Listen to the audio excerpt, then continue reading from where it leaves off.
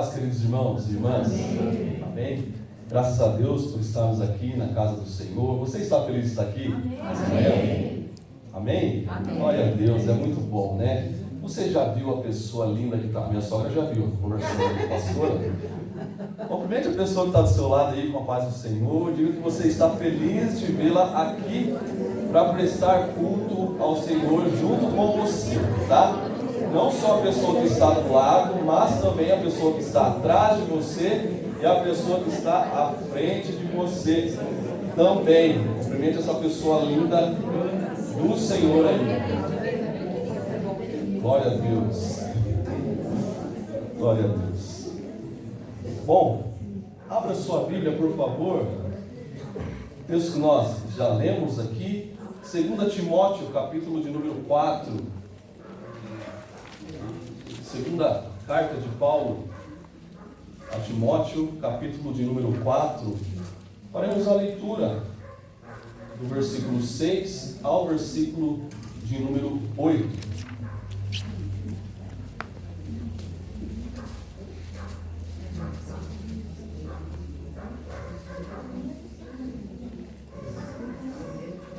Segunda Timóteo, capítulo 4, versículo 6, versículo 7 e versículo 8. Hoje eu esqueci o óculos, estou aqui na misericórdia, dando um zoom aqui.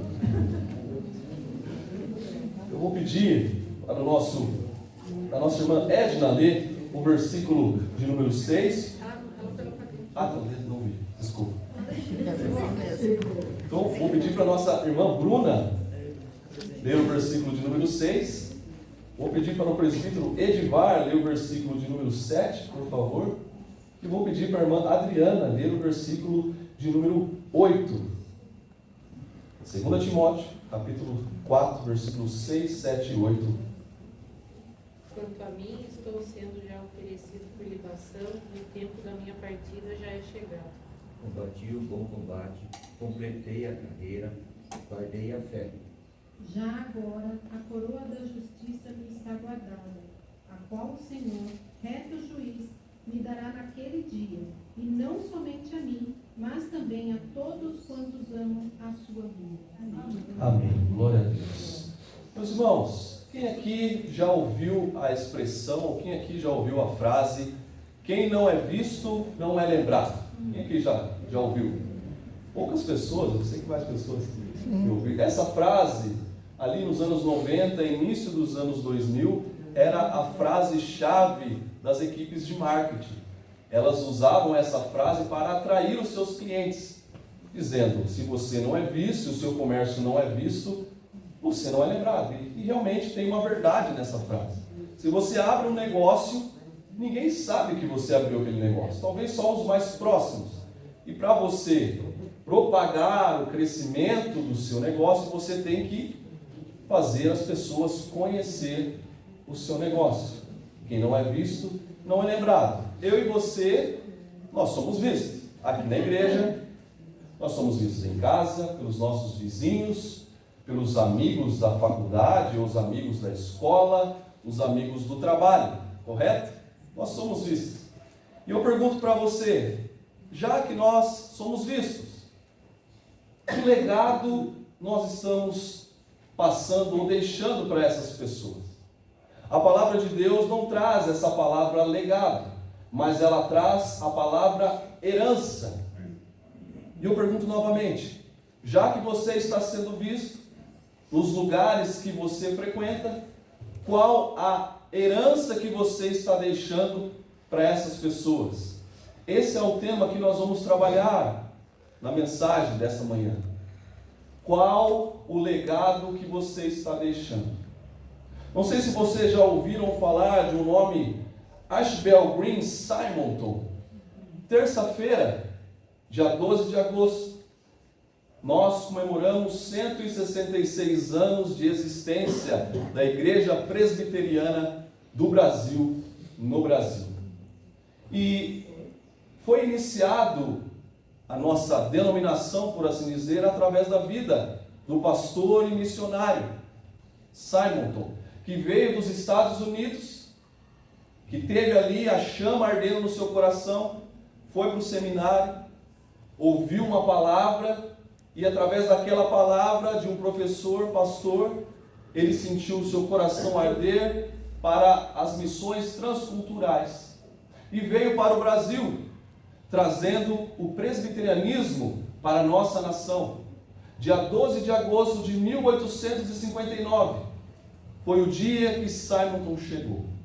Nós vemos no seu diário, tem um livro chamado Diário de Simonton, que ele chegou ao Brasil, enquanto o navio estava fazendo ali as suas manobras para encostar ao porto. Ele relata ali a sua esperança, o seu desejo e o seu coração queimando para falar do amor de Deus para a nossa nação.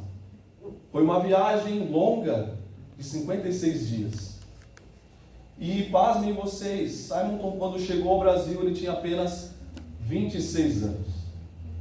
E por que estou falando isso? Porque Simonton deixou um legado para nós. Hoje eu e você estamos aqui na Igreja Presbiteriana Central de Mairim por conta do chamado de Simonton, que trouxe a Igreja Presbiteriana do Brasil para a nossa nação. Foi fácil? Com certeza não, pois ele tinha vários obstáculos pela frente. Um desses obstáculos que podemos elencar aqui é o obstáculo da língua.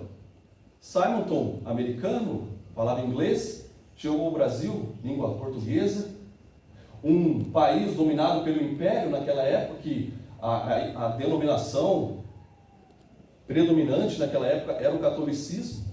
Enfrentou essa barreira também, talvez uma certa perseguição religiosa, as pessoas dificultando a expansão do reino por conta disso.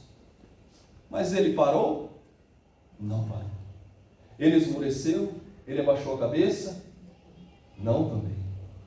Simonton, nesse tempo, nesse curto espaço de tempo, pois ele teve um ministério apenas de 8 anos, mas nesses 8 anos, Simonton, ele fundou a Igreja Presbiteriana do Brasil em 1862, no Rio de Janeiro. Simonton criou o jornal Imprensa Evangélica, que foi o primeiro jornal evangélico do nosso país, que foi em 1864.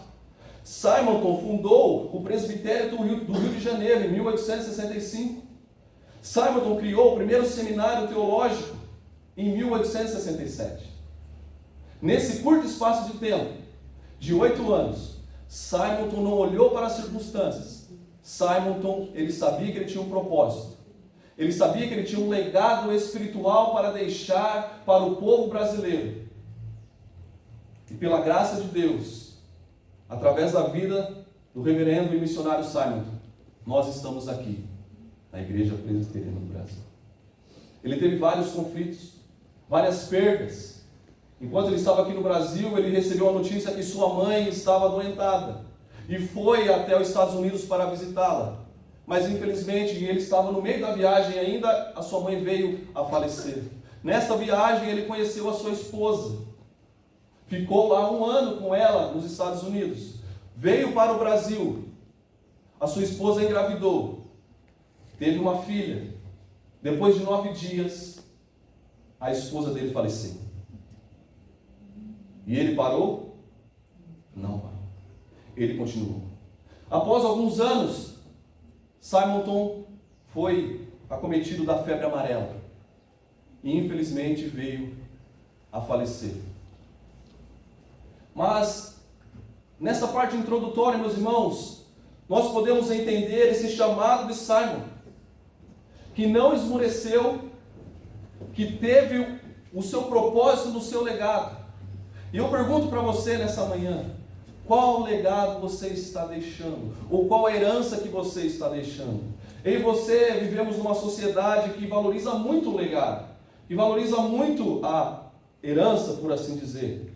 Legados de poder, pessoas que querem ser poderosas, pessoas que querem ser eu quero ser a pessoa mais rica do mundo, eu quero ser a pessoa mais rica do Brasil, eu quero ser a pessoa mais rica da minha cidade. Legados de fama, pessoas que buscam a fama por qualquer custo, eles querem ser famosos, nas redes sociais, querem ser influencers digitais com milhões de seguidores. Nós temos também um legado de descobertas científicas que é muito bom para nós, curas de determinadas doenças. Temos também legados na área do trabalho, como arquitetos que se formam e querem deixar o seu legado com obras monumentais pelo Brasil, ou pela sua cidade, ou pelo mundo. Mas eu e você, nós temos que nos preocupar ou dar ênfase ao nosso legado espiritual. O nosso legado espiritual. Qual legado você está deixando para os seus filhos? Qual legado você está deixando para os seus amigos, colegas? Eles têm visto Cristo na sua vida? Eles sabem ao menos que você é cristão ou cristã? É sobre isso que eu gostaria de tratar com vocês nessa manhã. E o primeiro ponto que eu quero destacar, acompanhe comigo por favor, versículo de número 6, de 2 Timóteo capítulo 4, diz assim: quanto a mim, sendo já oferecido por libação, e o tempo da minha partida é chegado. Paulo, ele se via como uma oferta derramada diante de Deus, trazendo aqui a explicação da palavra libação para vocês. A vida de Paulo foi marcada pela fidelidade ao Senhor.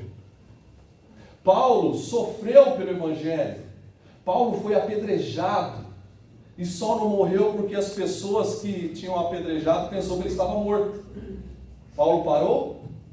Paulo reclamou: Senhor, para mim Deus, você está doido. Esse negócio de Evangelho é coisa de doido. Estou levando pedrada aqui. Só não morri porque não acertaram a minha cabeça. Ele continuou. Porque ele estava com os olhos fitos no Todo-Poderoso, o Deus que concedeu a salvação a ele. Nós vemos em Atos capítulo 16, Paulo e Silas levando a palavra do Senhor, expulsando demônios, fazendo o bem, cumprindo a vontade de Deus, foram açoitados em praça pública. Eles pararam? Paulo parou? Silas parou?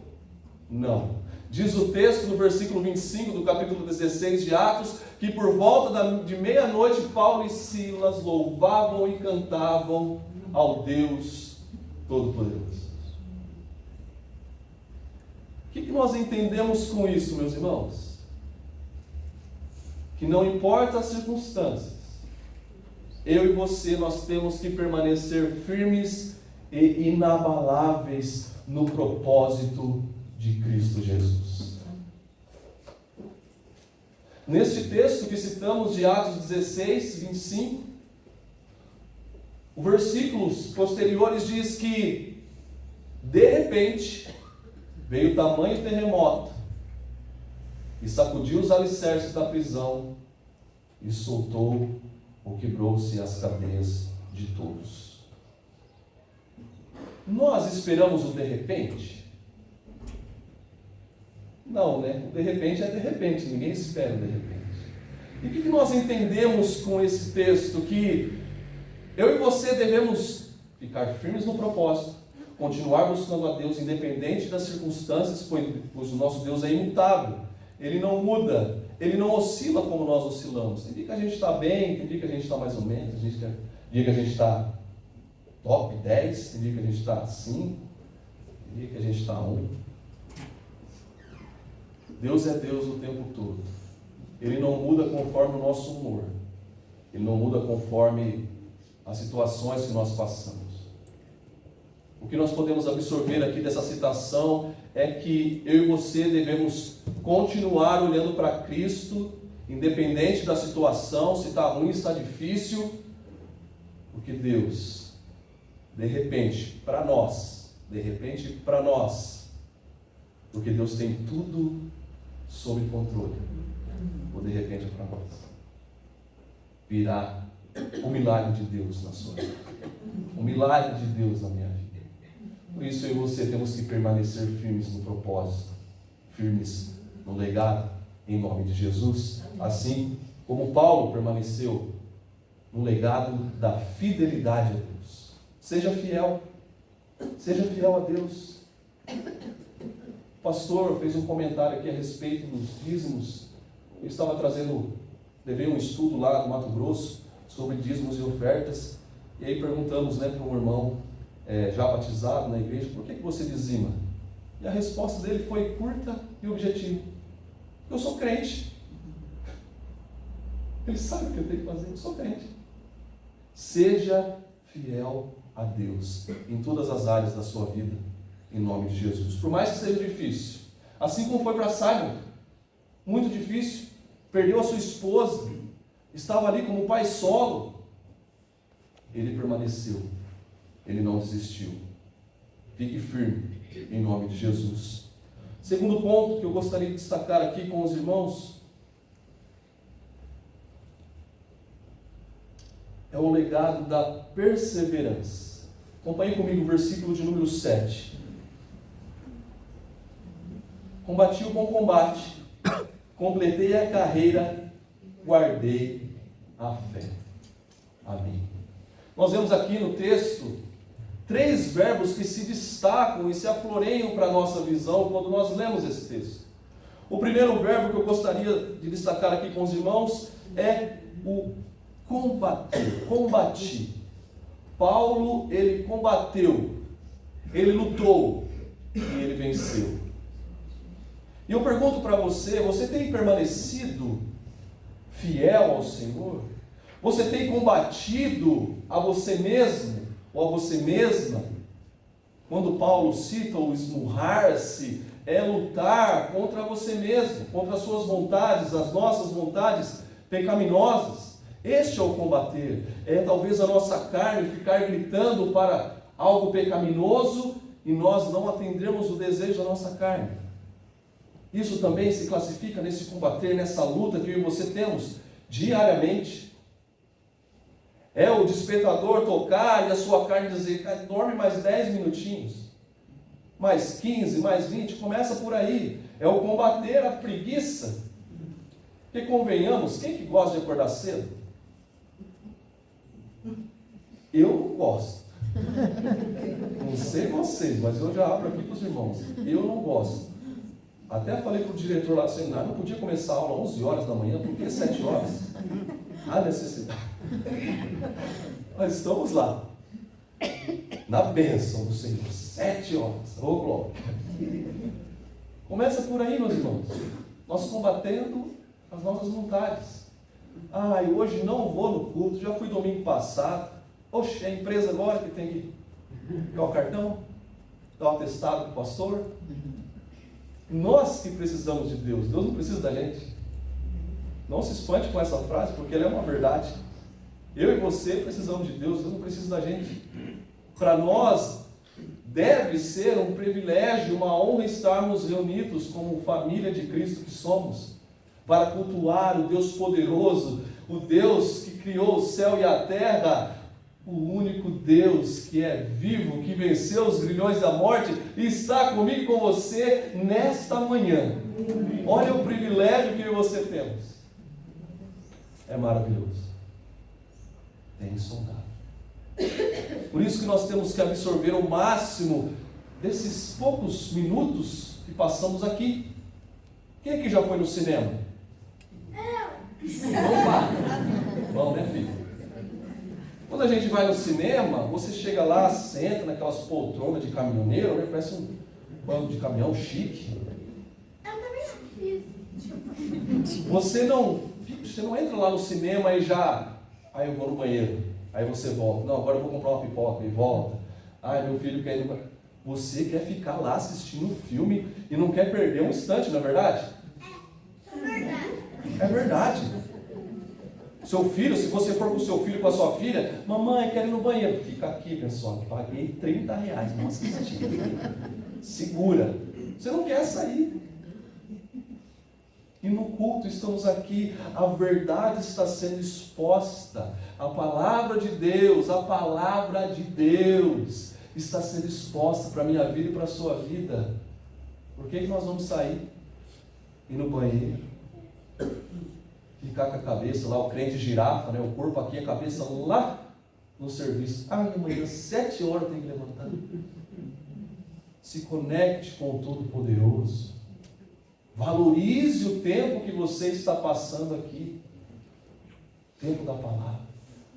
Mais de 50 países são perseguidos. Os cristãos não podem levar a verdade do Senhor, assim como eu e você podemos expor a palavra com as portas abertas. Mais de 50 países no mundo sofrem perseguição religiosa. E eles dariam tudo para ter essa oportunidade que nós temos aqui. Por isso, aproveite. Condicione a sua mente, o seu coração em se alegrar em estar aqui, em nome de Jesus. Amém, meus irmãos? Continuando, o segundo verbo aqui que nós vemos nesse texto, primeiramente vimos o combati, o bom combate, completei a carreira. O verbo completar diz que ele tinha um trajeto, uma carreira a ser traçada. Podemos colocar até uma corrida, como nós vimos no texto de Hebreus. Nós temos que correr a nossa corrida. Hebreus capítulo 12, que foi lido aqui na parte introdutória do culto. Quem aqui já viu uma corrida de revezamento de atletismo? Quem aqui? Vocês viram, né? Geralmente é 4 por 100, 4 por 200. Então são 4 pessoas que ficam espalhadas num determinado local, que eles vão com um bastãozinho na mão. O primeiro sai correndo, aí tem que passar o bastão para o segundo, que passa para o terceiro e assim sucessivamente. Nós estamos numa corrida rumo a Canaã celestial. E eu pergunto a você nessa manhã, você tem passado corretamente o bastão da fé? O bastão do Evangelho? Como você tem passado? Assim como Simon tomou um espaço de tempo tão curto, de 8 anos, ele passou o bastão. Nós vemos o primeiro culto, quando ele organizou a igreja presbiteriana. Às vezes a gente pensa, né, quando nós não vamos ali conferir no relato histórico, nossa, ele iniciou a igreja ali, sei lá, deve ser com 100 membros. Não. 3 pessoas. E dessas 3 pessoas, as 3 eram estrangeiras. Tinha até um português lá no meio. Mas ele iniciou. Ele permaneceu. E hoje somos aproximadamente 1 milhão de presbiterianos aqui no Brasil. Vocês entenderam? Sim. Continue. Está difícil, está complicado, está apertado. Continue. É Deus quem faz através de nós. Nós somos instrumentos da mão dele.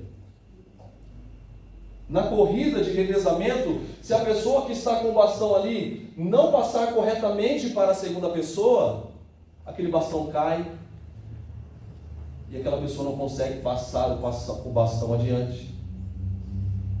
Se eu e você não passarmos corretamente o bastão para essas novas gerações, para as crianças, para os adolescentes, para os jovens, como será passado esse bastão adiante? Está sobre nós essa responsabilidade de propagar o Evangelho para a nossa geração. Não só propagar o Evangelho, mas propagar o Evangelho corretamente.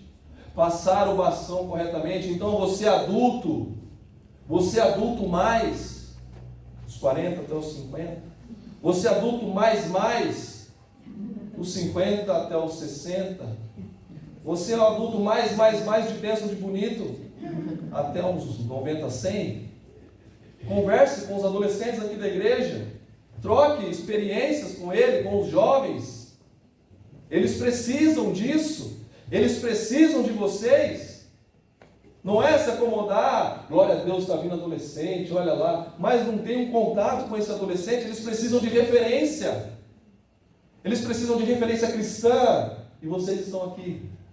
Porque o mundo está lá fora bombardeando eles todos os dias. Não só eles, como vocês também, nós.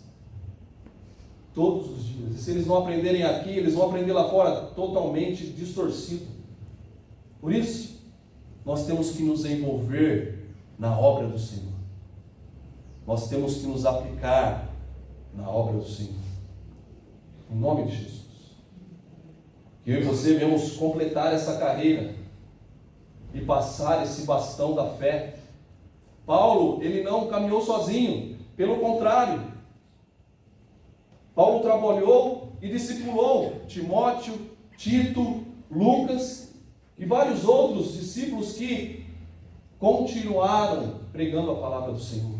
Temos o exemplo supremo, nosso Senhor Jesus Cristo, que é o nosso exemplo vivo. Ele que ensinou os seus discípulos para que propagasse o Evangelho. Isso aconteceu há mais de 2000 anos atrás, e por conta da fidelidade dessas pessoas, o Evangelho chegou até mim e até você. O Evangelho está em nós. O Evangelho precisa ser passado adiante. Isso é a nossa comissão.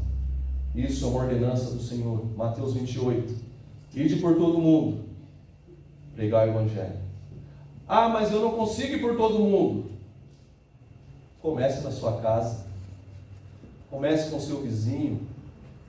Comece com seu colega de trabalho. Passe o bastão. Convide ele para vir na igreja. Sirva a Deus. Passe o bastão em nome de Jesus. E o terceiro verbo aqui que nós vimos nesse versículo: guardei a fé. Meus irmãos, nós temos que guardar e exercitar a nossa fé em Cristo Jesus. Nós temos que buscar a Deus, independente da situação. Às vezes as pessoas têm o costume de, quando as coisas não vão bem na vida dela, a primeira coisa que elas fazem é culpar a Deus. Não é verdade? Como nós já falamos aqui, Deus não muda conforme o nosso humor, Ele não muda conforme a necessidade ou a situação da nossa vida. Ele é Deus e continua sendo Deus, o soberano. Busque a Deus, permaneça firme com o Senhor. Guarde a sua fé no Todo-Poderoso. Multiplique o Evangelho, crie filhos na fé. Alegre o seu coração no Senhor. 2 Timóteo 2,2 diz: o que de mim ouviste, transmite a homens fiéis. Olha a responsabilidade. Paulo está dizendo aqui em 2 Timóteo, capítulo 2. O que ouvistes de mim, transmite a outras pessoas. E o que você tem transmitido a outras pessoas? Qual o legado ou a herança espiritual que você está semeando nas outras pessoas? Como o Evangelho vai crescer ou expandir se você não está semeando? Se você não está lançando a semente? A minha oração, sempre oro com a minha família: Senhor, me leve aos seus predestinados. Senhor, me leve aos seus escolhidos. Para que o Evangelho cresça. Para que o reino do Senhor cresça para a glória do nome dEle. A honra, a glória e todo louvor seja ao Senhor. Nós temos que ser cristãos influencers. Nós temos que influenciar e não ser influenciados. Nós temos que nos colocar e entrar na apologética da nossa fé. Não é quando alguém fala alguma coisa errônea ali, religião eu não discuto. Você tem que se colocar, porque como que essa pessoa vai saber que ela está errada? Fora se ela vai ouvir ou não, aí já é com Jesus. Faça a sua parte. Fale, abre os seus lábios. Se coloque como cristão, como servo do Senhor. Se consagre ao Senhor. Nós tivemos um estudo com os adolescentes e jovens sobre o jejum, estimulando eles a jejuarem, uma coisa que infelizmente saiu de moda nas igrejas, mas é algo extremamente necessário para a minha vida e para a sua vida.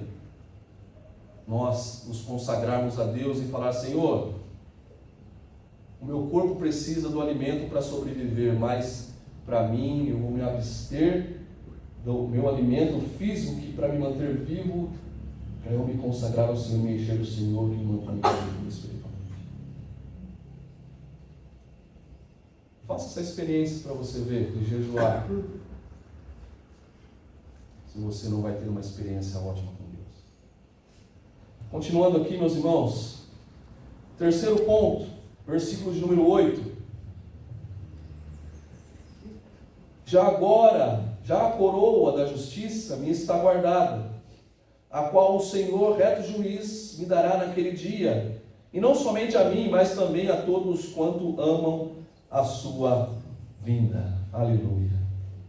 Meus irmãos, aqui a ênfase vem maior na questão da corrida, pois toda corrida tem um prêmio, a não ser quando você corre do cachorro, né? Não tem prêmio nenhum, o prêmio é você não ser mordido quando você está na rua. Mas o prêmio que eu e você vamos receber, oh glória, é a coroa da vida, e estarmos com Cristo Jesus eternamente, em nome de Jesus. Meus irmãos, Paulo nos mostra o legado que ele construiu pela fidelidade, pela perseverança e esperança em Cristo Jesus. Eu quero aqui terminar fazendo uma pergunta para você. Nós temos que não somente nos vivermos aqui só pensando no presente, porque o crente vive a vida dele apontando para a eternidade. Cristo colocou a eternidade em nós. Eu pergunto para você, qual legado você está deixando? Qual herança você está deixando para os seus filhos, filhas, amigos, amigas, familiares? Qual o legado que você está deixando? Filipenses 3,14 diz: prossigo para o alvo, para o prêmio da soberana vocação.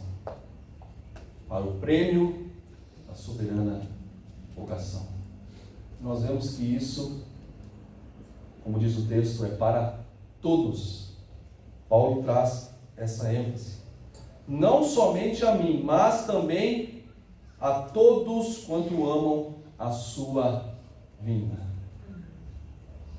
É difícil a caminhada cristã? É difícil. Temos barreiras? Temos barreiras. Temos que passar o bastão? Temos que passar o bastão. Se não fosse a fé, a persistência de Simonton, talvez, claro que tudo tem um propósito debaixo do céu, era o propósito de Deus, mas ele teve vários intempéries. Perdeu a mãe, foi perseguido religiosamente aqui no Brasil por conta do Império Romano, da Igreja Católica, que é o Império Romano, Igreja Católica Romana. Perdeu a sua esposa recentemente, após o casamento. Se viu pai solo. Seu cunhado veio com a sua irmã, seu cunhado pastor também, cuidou da sua filha voltou para os Estados Unidos, e ele veio a falecer precocemente, aos seus 34 anos, mas ele deixou um legado para nós cristãos. Em apenas 8 anos, olha o tanto que esse homem, o que Deus fez através dele. Vamos despertar, vamos acordar e ver o que eu estou fazendo aqui. Faça essa pergunta para você: o que eu estou fazendo aqui na igreja? O que eu estou fazendo nesse mundo? Minha preocupação é só ir bem sucedido no trabalho, ter uma promoção? Qual o seu objetivo de vida? Reflita sobre isso, em nome de Jesus. E que em nome de Jesus, cada um de nós possamos dizer ao findar da nossa vida, assim como Paulo disse no versículo 7, combati o bom combate, completei a carreira, guardei a fé. Que assim seja na minha vida e na sua vida, em nome de Jesus. Eu quero orar por você, feche seus olhos.